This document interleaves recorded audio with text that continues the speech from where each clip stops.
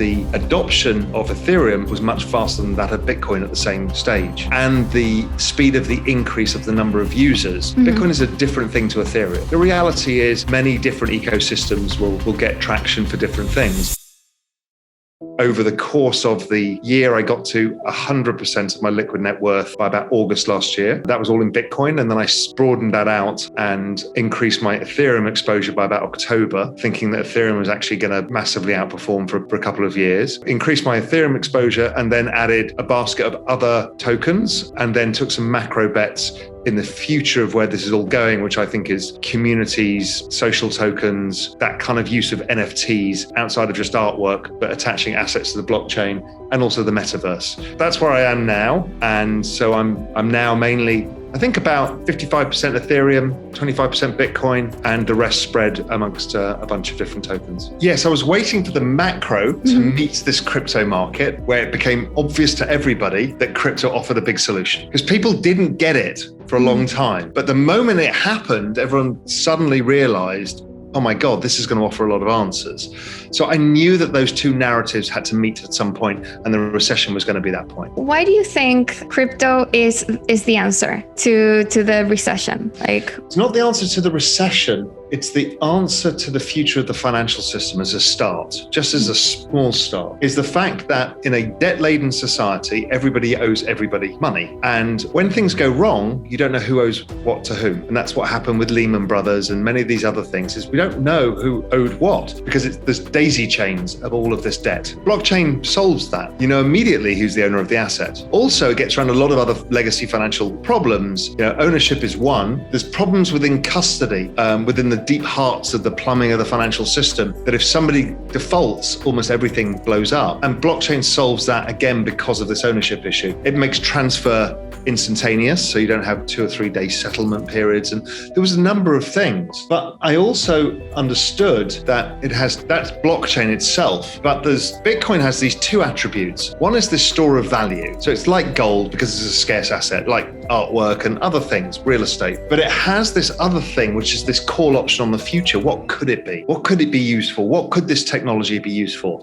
And that's really the network effect that is Bitcoin. And it's the same for the whole crypto space. If it really was going to be a store of value and the central banks were printing an unprecedented amount of money, then like equity prices, real estate prices, gold prices, it should go up in value. But it should go up a lot more because it has this call option on a potential future financial system too. So that was really what I saw. And the chart started playing out exactly that way, where Bitcoin started outperforming every other asset on earth, and it became no point to own any other assets. Now, this year has been less that. Bitcoin has kind of kept pace with other assets, but in a weird way, it went up a lot first and then came down a lot. But over time, it's generally outperformed everything. In October, I started seeing the chart of Ethereum versus Bitcoin and looked like it was going to start outperforming, just a chart pattern and a hunch. And then I started digging into, okay, how do you value Bitcoin and Ethereum? So we've had the stock to flow model, but really what it was to me was also a network. And you use something called Metcalfe's law to value a network, which is basically a network has value proportionate to the number of people on the network and the number of interconnections they have with each other. I could see that in Bitcoin, and you could pretty much prove it out by putting like number of active wallet addresses and the price of Bitcoin on a chart, and you basically get a very high correlated answer. And I could see people attacking anybody who talks about Ethereum or other tokens online. So I'm like, I need to find out how you price Ethereum because I have a feeling it's exactly the same as Bitcoin. And what was interesting is I used the same mechanism and it's priced exactly the same way. But what was more surprising is the adoption of Ethereum was much faster than that of Bitcoin at the same stage. So I'm like, wow. And then you start realizing the number of things being built on it, the applications, the number of developers involved, and the speed of the increase of the number of users. So there's a lot of interconnections plus a lot of users. That was going to become very valuable. So then add a chart onto that again. Chart of Ethereum looked like it was going to break out, and that gave me everything I needed. How are those charts looking now? Well, they continue to show that, even Ethereum has been having more volume in certain days than Bitcoin has. The wallet address growth is faster than Bitcoin. In every way, it's outperforming Bitcoin, except in market cap. I think we call it the flippening, when Ethereum is larger than the market cap of Bitcoin. that's nothing to say that I don't believe in Bitcoin. Bitcoin is a different thing to Ethereum. Many hardcore Bitcoin believers think that all applications will be built on the Bitcoin blockchain, but I think that's more a hope than a reality. The reality is many different ecosystems will get traction for different things. And Ethereum right now has DeFi, NFTs, social tokens, all on it. So it doesn't have to be money. And then there's the ETH 2.0 where we move to proof of stake, which again, will lower the gas fees, but also will lower supply even further.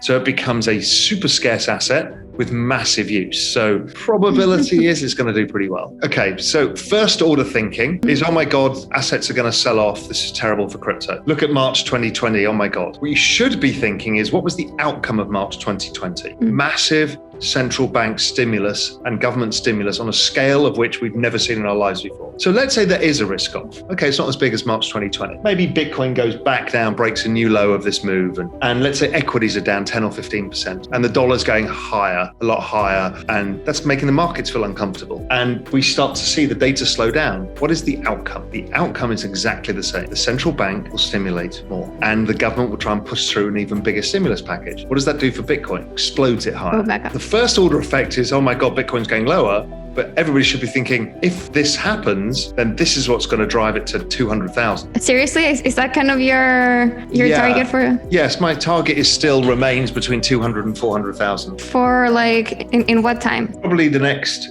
I think this cycle extends somewhat. So I'll give it the next 12 months. And for ETH? At a minimum 20,000. And would that mean the flippening would happen? Not quite. I don't think the flippening happens this time around. I think it happens maybe over time. Let's see, but it could do. Maybe the ETH 2.0 drives the flippening. Maybe it's a short-term boost. We have huge speculative blow off collapse. You know what crypto's like. It's not very predictable in short-term time horizons. So it kind of goes where it goes. But if you say to me in 5 years' time, does ETH have a larger market cap than Bitcoin? Probably. In 10 years' time, I have no idea. Maybe Bitcoin gets more traction in central bank or reserves or whatever. Maybe other protocols eat away at ETH's lead. We don't know.